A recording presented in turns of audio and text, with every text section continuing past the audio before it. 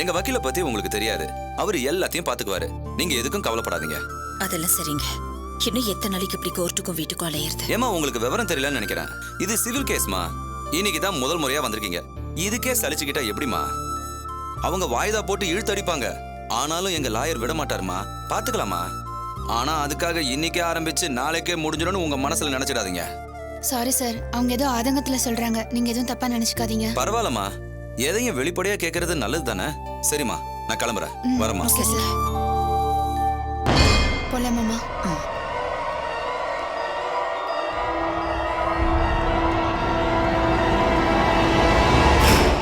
என்ன மறைக்கிறீங்க? அதான் கோர்ட்டுக்கு வந்துட்டீங்கல்ல, ஜட்ஜ்மெண்ட் வரட்டும், அப்புறம் பாத்துக்கலாம். பார்க்க தானே போறோம். இந்த சொத்துல நயா பைசா விட்டு கொடுத்தா அப்புறம் நான் என்ன மனுஷன்? என்ன ஆனாலும் சரி, எத்தனை கோர்ட்டுக்கு போனாலும் சரி, நீங்க நினைக்கிறது மட்டும் நடக்காது. என்கிட்ட இருந்து ஒத்த பைசா உங்களால வாங்க முடியாது. அந்த பைசா வாங்கித்தான் நாங்க வாழணும்னு இல்ல, அது நியாயமா என் பிள்ளைங்களை சேர வேண்டியது. நீங்க நல்ல மனுஷனா இருந்தா நீங்களே அதை கொடுத்துருப்பீங்க. கோர்ட்ல போய் கொட்டினாலும் கொட்டுவீங்க, ஆனா நியாயமா நடந்துக்க மாட்டீங்க. அதானே? எது நியாய தர்மம்னு நீங்க எனக்கு பாடம் நடத்த வேண்டிய அவசியம் இல்லை. எல்லாம் எனக்கு தெரியும். உங்களை நான் சும்மா விட மாட்டேன். இதுக்காக என்ன வேணாலும் செய்வேனா? அதான் எங்களுக்கு தெரியுமே. இப்படிதான் தப்பு மேல தப்பு பண்ணி வாழ்க்கை பூரா பாவத்தை சேர்த்து வச்சிருக்கீங்க. உங்களுக்கு என்ன, பாவத்தை சேர்த்து வச்சுட்டு கவலைப்படாம இருப்பீங்க. ஆனா தூக்கி சுமக்கிறது உங்க பிள்ளைங்க தானே. என்ன அண்ணியாரே குத்தி காமிக்கிறீங்களோ? என் பொண்ணு வாழ்க்கை அல்லோலப்படுறது அவ்வளவு சந்தோஷமா உங்களுக்கு? எனக்கு அந்த மாதிரி புத்தி கிடையாதுங்க. உங்க நல்லதுக்கு தான் சொன்னேன். நல்லது சொல்றதுக்கு நீங்க யாருங்க?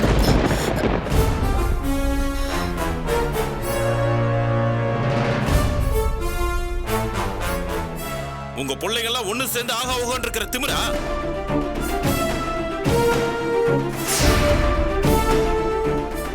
என் பிள்ளைங்க இன்னைக்கு நல்லா இல்லதான். ஆனா நான் உங்களை இப்படியே விட்டுற மாட்டேன். தலைகீழ நின்னாவது அவங்க வாழ்க்கையை சரி பண்ணிடுவேன். ஆனா உங்க பிள்ளைங்க இப்ப இருக்கிற மாதிரி நல்லா இருப்பாங்கன்னு சந்தோஷப்பட்டுக்காதீங்க. நாசமா போயிடுவாங்க. வாய மூடுங்க. சாபம் கொடுக்கறதுக்கெல்லாம் ஒரு தகுதி வேணும். என்ன 10 வீட்டுல போய் எச்சி பாத்திரம் கழுவணுமா?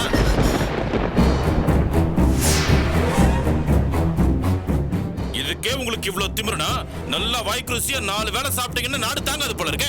இங்க பாருங்க, சித்தப்பாங்கிறத தாண்டி வயசுல மூத்தவராச்சுன்னு பாக்குறேன். இல்லன்னா பொது இடம்னு கூட பார்க்க மாட்டேன். அசிங்கப்படுத்திடுவேன். கிளம்புங்க. ஏய், யாருகிட்ட விரல் நீட்டி பேசுற? தொலைச்சிருவேன் தொலைச்சு. இந்த மிரட்டலுக்குல நான் பயப்பட மாட்டேன். ஏய், யார் நீ? ஒவ்வொருத்தருக்கும் நகத்தை சுத்தம் பண்ணி முடிய கழுவி காலை கழுவி பொழப்பு நடத்துறவதானே? என்ன மிரட்டுறிய நீ? ஆமா, நீங்க சொன்ன மாதிரி செஞ்சுதான் நான் பழைக்கிறேன். ஆனா நான் உழைக்கிறேன், நான் சம்பாதிக்கிறேன். உங்களை மாதிரி ஏமாத்தி திருட்டுத்தனம் பண்ணி இப்படி கோர்ட் வாசல்ல நின்னு கணக்கு சொல்லிட்டு இருக்கல. என்ன 4 காசை பார்த்த விட்டு ஓவரா திமிரு வந்துருச்சோ? உங்க குடும்பத்துல இருக்கிற அத்தனை பேரோட திமிரையும் கொழுப்பையும் அடக்கிறேன்.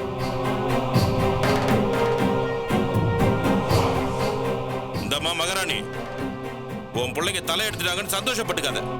அதுங்க ரோட்ல பிச்சை எடுக்கிறத பார்க்காம நீ சாக மாட்டேன், நானும் சாக மாட்டேன்.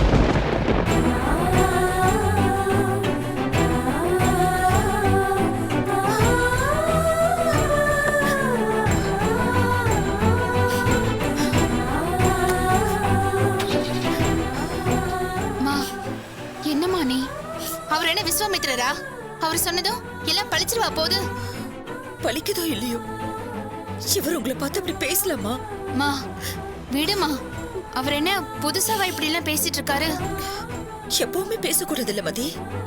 அதுவும் இப்ப நம்ம குடும்பம் எப்படி இருக்கு, உன் வாழ்க்கையில என்ன நடந்திருக்கு, நம்ம குடும்பம் எவ்வளவு கஷ்டத்துல இருக்குன்னு தெரியாம மேற்கொண்டு இப்படி சாபத்தை கொடுத்துட்டு போனா எப்படி?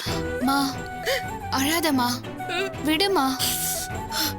எனக்கு மனசே ஆற மாட்டேங்குது மதி. நடராஜ் ஒரு பக்கம் போறா, திவ்யா வேற இப்படி நடந்துக்கிறா. இப்ப நம்ம குடும்பத்துல என்ன பெரிய நிம்மதி வந்துச்சுன்னா அது அவர் கண்ணை உறுத்துது. ஐயோ மா, அழாத, விடு, கிளம்பலாம்.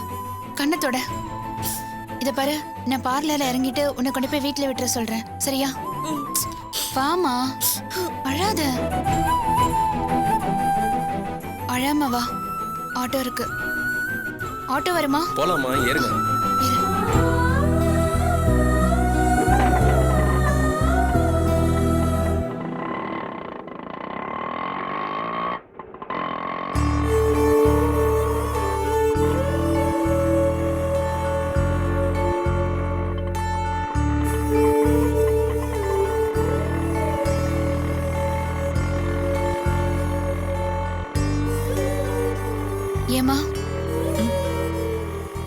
நம்ம வீட்ல வந்து தங்கியிருக்க கூடாதுல்ல? ஏம்மா ஏன் இப்படி சொல்ற? தங்கியிருக்க கூடாதுமா. திவ்யா எப்படி பேசினாலும் பார்த்தல. அவ வேணும்னே அப்படி பேசலமா மதி. அவ எப்படி பேசியிருந்தாலும் நான் அந்த வீட்ல இருந்ததுனால தானே அப்படி ஒரு பேச்சே வந்துச்சு.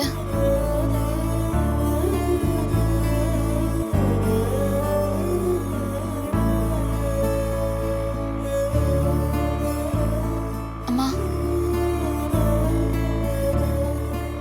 நான் வேற வீடு பார்த்து போயிடுறேம்மா. அதாம்மா எல்லாருக்குமே நல்லது. என்னம்மா விளையாடுறியா? இதுக்கெல்லாம் நான் ஒத்துக்க மாட்டேன். அப்போ நாத்தனாருங்க ஒரே வீட்ல இருந்துகிட்டு சண்டை போட்டுட்டே இருந்தா பரவாயில்லையா? இதுக்கு முன்னால ஒருத்தர் மேல ஒருத்தர் சின்னதா வருத்தப்பட்டிருக்கோம். ஆனா நேருக்கு நேரா நின்னு சீனு ஒரு வார்த்தை சொன்னதில்லம்மா. அது நடக்கணுமா? என்னம்மா நீ? அவ நம்ம திவ்யா. மா, என்கிட்ட சண்டை போட்டு பேசினதும் நம்ம திவ்யா தானே? இதுக்கு முன்னாடி இருந்த திவ்யா உனக்கு தெரியாது? அவ இப்ப நம்ம மேல. ப்ளீஸ் மா, எந்த ஒண்ணுமே புதுசா வர்றதில்ல. நம்ம பொறுக்கிறப்பவே நம்ம கூட ஒட்டிட்டு வர்றதுதான். அது நம்ம மனசுக்குள்ளே இருக்கிறதுதாம்மா. இதுக்கு முன்னால அவ அப்படி இருந்திருந்தானா அது அந்த சூழ்நிலைமா. அவளுக்கு வேற வழி இல்ல. இப்ப இருக்கிற திவ்யா தாமா ஒரிஜினல். அதனால அவளுக்கு தகுந்த மாதிரி நாம மாறிக்கிறது தான் எல்லாருக்குமே நல்லது. எதுவுமே மனசுல இருந்து வர்றதுதான். அத புரிஞ்சுக்கோ.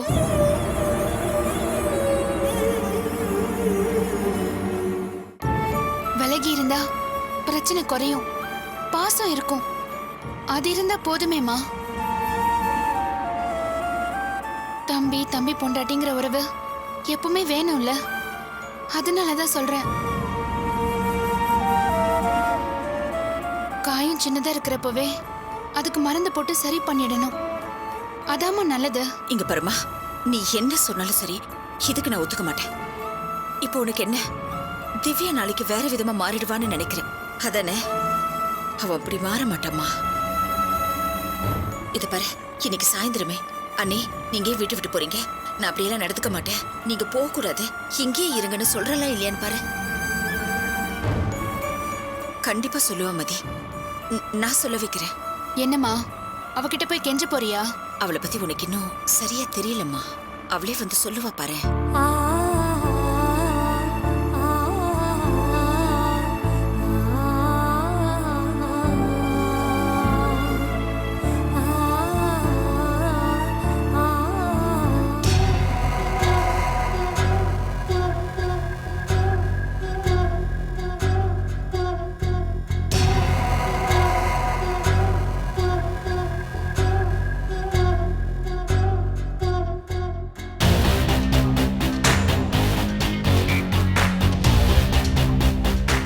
என்ன ஜம்பமா உட்கார்ந்துட்டு இருக்க? இன்னும் ரெடி ஆகலையா? எங்க பணி? ஹனிமூனுக்கு குளுமணாலி போறோம். ஒரு தடவை சொன்னா உன் மண்டையில ஏறாதா? கடைக்கு போகணும்னு சொன்னேன்ல. சிறுப்பு பிஞ்சிரும். இப்ப எதுக்கு பல்ல கட்டுற? இத பாரு, பல்ல காட்டி இழிக்கிறது, கண் அடிக்கிறது, பொம்பளைங்களை பார்த்தா சீன் போடுறது எல்லாத்தையும் மூட்டை கட்டி வச்சிடணும். கடையில வேலை செய்யும் போது பொம்பளைங்களை பார்த்தது கண்ணு அங்க இங்க மேஞ்சது, அந்த கண்ணு ரெண்டுத்தையும் பிடிங்கி சாக்கடையில போட்டுருவேன். இனிமே காலையில எழுந்ததும் வீட்டு வேலை எல்லாத்தையும் முடிச்சு வச்சுட்டு நான் கிளம்புறப்பவே என் கூடவே கிளம்பி வந்துடணும். அதுக்கப்புறம் கடையில வந்து அங்க இருக்கிற வேலையெல்லாம் பார்க்கணும். என்ன பணி? என்ன அந்த மெடிக்கல் ரெப் வேலை அது தூக்கி குப்பையில போடு. இல்ல, பார்த்த வேலைக்கு இன்னும் சம்பளம் வாங்கல. ஓ, அப்ப அவசியம் போயாகணும் இல்ல? சம்பளம் வாங்கணும்னா போய் தானே ஆகணும். ஆமா, அவ பேர் என்ன? என்னவா இருக்கா? அவளை எப்படியாவது பார்த்தாகணும், அப்படிதானே? இப்படி மரம் மாறி நின்னா என்ன அர்த்தம் மிஸ்டர் பொறுக்கி? சொல்லு, யார் அந்த மிஸ்ஸஸ் பொறுக்கி? அவளை பார்க்கறதுக்கு இப்படி போய் சொல்லிட்டு போற, அப்படிதானே? ஐயோ இல்ல பணி, நான் போல. நான் உன் கூட கடையில வேலை பார்க்கறேன். கடையில நான் கல்லால உட்கார வைப்பேன்னு நினைக்காத. உன்னை நம்பி எப்படி உட்கார வைக்கிறது? வண்டியை நல்லா தொடச்சு பக்கெட்ல இருக்க தண்ணி எடுத்து வண்டியை கழுவி வைக்கணும். நான் வந்து பார்த்தா பளிச்சுன்னு இருக்கணும். அதுல என் முகம் தெரியணும்.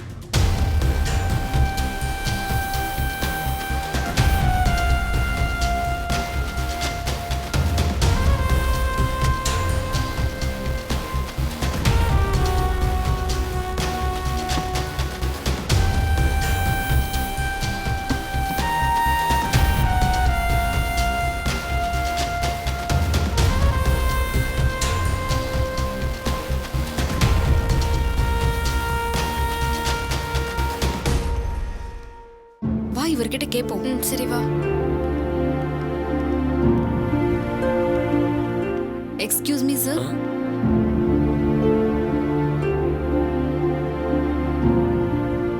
ஒரு சின்ன ஹெல்ப் சார். இங்க வேலன் நகர் 2வது தெரு எங்க சார் இருக்கு? இப்படியே ஆப்போசிட்ல போனீங்கன்னா ஒரு 4 தெரு தள்ளி. அங்க இருந்து தான் சார் வரும். ஆனா அங்க இல்லையே. ஒரு ஐஸ்கிரீம் பார்லர் கூட அங்க இருக்கும். ஓ, ஓ, அதுவா? அது வேலன் நகர் 2வது மெயின் ரோடு. இப்படியே லெஃப்ட்ல திரும்பினீங்கன்னா ஃபர்ஸ்ட் ரைட். அங்கதான் அந்த ஐஸ்கிரீம் பார்லர் இருக்கு. அதெல்லாம் கரெக்டா சொல்லுவான்.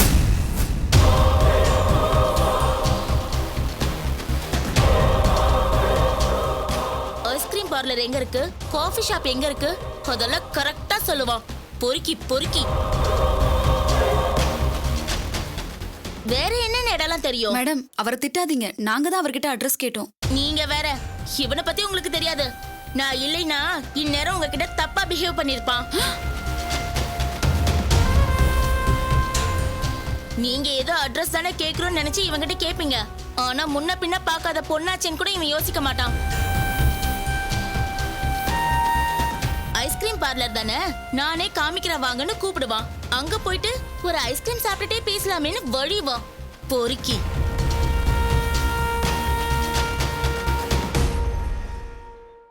இவன் மூஞ்ச பாத்தீங்கல்ல, மூஞ்சிலே பொறுக்கின்னு எழுதி ஒட்டி இருக்குல்ல. இவன் மூஞ்ச நல்லா ஞாபகம் வச்சுக்கோங்க. உங்க ஃப்ரெண்ட்ஸ் கிட்டயும் சொல்லி வச்சிருங்க.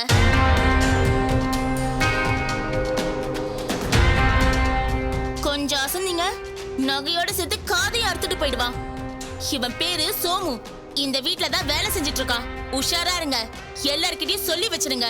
என்ன மேடம் நீங்க என்னதான் உங்க வீட்ல வேலை செஞ்சாலும் இப்படியா பேசுறது? பாவம் இல்லையா அவரு? யாரு இவனா?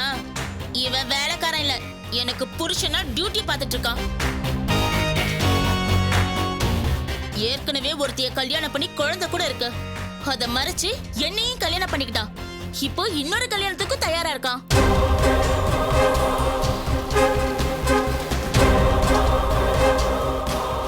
இப்ப சொல்லுங்க, இவன் நல்லவனா? ஏய் இவன் ரொம்ப டேஞ்சரான ஆளா தான் இருப்பான் போல. இவன் மனசுக்குள்ள பெரிய கல்யாண ராமன் நினைப்பு. பாரதேசி.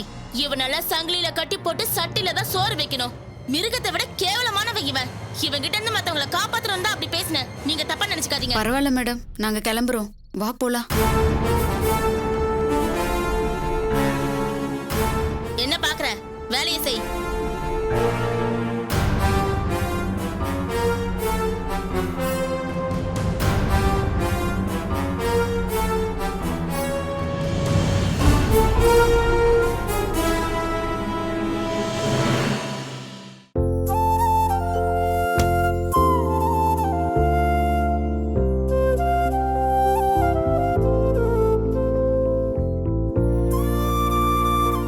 பாப்பா இந்த 2 விரல்ல ஒண்ணு தொடு.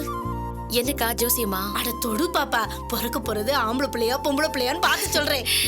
எந்த குழந்தையா இருந்தாலும் எனக்கு சந்தோஷம்தான்.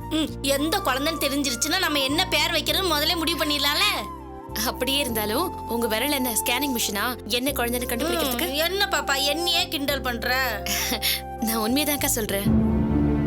ஆமா என்கிட்ட எல்லாம் நல்லா தான் பேசுற. ஆனா உன் மாமியாரையும் நாத்தனாரையும் பார்த்தா தான் இந்த வாட்டர் ரைஸ் மில்லு லொட லொடன மாதிரி விடவெடுத்து போயிடுற. அதெல்லாம் ஒண்ணும் இல்லக்கா. அவங்களுக்கு நான் மரியாதை கொடுக்கணும்னு நினைக்கிறேன். அதை அவங்க புரிஞ்சுக்க மாட்டேங்கிறாங்க. ஆனா இதுக்கப்புறம் நான் அப்படி இருக்க போறதில்ல. என்ன சொல்லணுமோ அதை தெளிவா பேசணுங்கிற முடிவோட இருக்கேன். அது இருந்தா போதும். சரி உனக்கு என்ன சமைக்கட்டும்?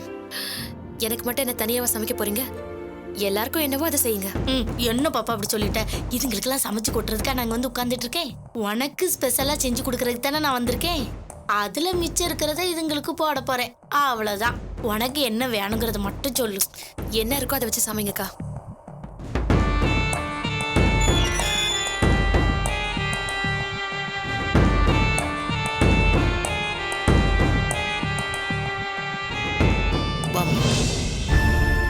கோர்ட்டுக்கு போனேன், என்னமாச்சு? வாய்தா சொல்லி வேற தேதி கொடுத்துருக்காங்க. அப்படியா? குழந்தை பால் குடிச்சானா? பால் குடிச்சிட்டான். சரி உள்ள படுக்க வைங்க, நான் வந்து பாத்துக்கிறேன். ஆமா திவ்யா எங்க?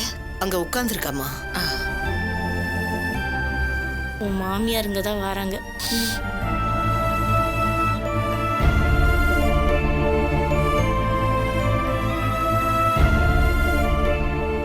திவ்யா, நான் உங்ககிட்ட கொஞ்சம் பேசணுமா? சொல்லுங்க அத்தை. ஸ்ரீதேவி, நான் திவ்யா கூட கொஞ்சம் தனியா பேசணும். அதெல்லாம் நீங்க என்ன வேணாலும் பேசலாம். நான் யாருக்கிட்டையும் மூச்சு விட மாட்டேன். அக்கா, நீங்க போய் என் பெட்ரூம்ல பெட்ஷீட்லாம் மாத்தி விடுங்க போங்க. இரு பாப்பா, 2 துணியை ஊற வச்சுட்டு போறேன். அதெல்லாம் அப்புறம் பார்க்கலாம்க்கா, முதல்ல இதை போய் பண்ணுங்க. சரி.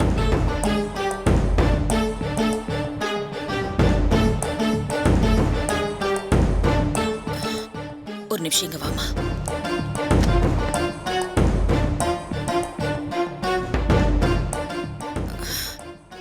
என்னம்மா நீ? மதி இருக்கிற நிலைமை உனக்கு தெரியும்ல, நீ போய் இப்படி பேசலாமா? அவ சூழ்நிலை சரியில்லாம நம்ம வீட்டுக்கு வந்திருக்கா. அவளுக்கு ஒண்ணு விட்டா வேற யாருமா ஆதரவா இருப்பாங்க? இப்போ இல்லம்மா, எப்படிப்பட்ட சூழ்நிலை வந்தாலும் அவளை நீதனமா பாத்துக்கணும். இப்ப பாரு, அவ தனியா வேற வீடு பார்த்து எங்க போயிருக்கேன்றா. எப்படி பார்த்தாலும் அவ உன் வீட்டு பொண்ணு இல்லையா? யாருமே இல்லாத மாதிரி அவ வெளியில போய் தங்கலாமா? நீ கொஞ்சம் அவகிட்ட எடுத்து சொல்லி போக வேண்டாம், இங்கே இருன்னு சொல்லுமா. அவங்கள வீட்டை விட்டு போங்கன்னு நான் சொல்லலையே. இருந்தாலும் அவ வீட்டை விட்டு போறேங்கிறப்போ போக வேண்டாம்னு சொல்லலாம் இல்லையா? அத்தை, நான் போக சொல்லாதப்போ எதுக்கு போக வேண்டாம் நான் தடுக்கணும்?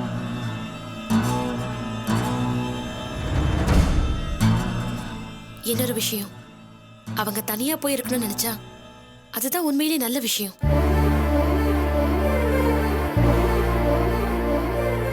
இது வரைக்கும் அவங்களும் நானும் சின்ன சின்னதா சண்டை போட்டிருக்கோம்.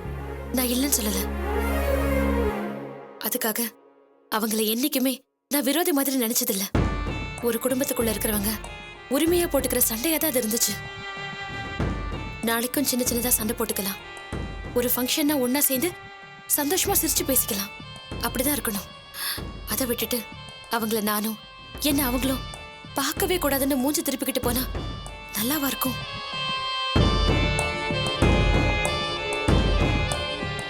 விரிசல் சின்னதா இருக்கிறப்பவே அதை சரி பண்ணணும்னு சொல்லுவாங்கல்ல, அதை சரி பண்ணிடுவாத்த.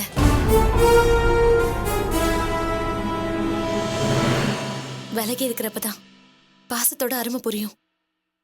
நாங்க ஒருத்தர் மேல ஒருத்தர் பாசமா இருக்கணும்னா பிரிஞ்சு தள்ளி இருக்கிறது தான் நல்லதுன்னு நினைக்கிறேன்.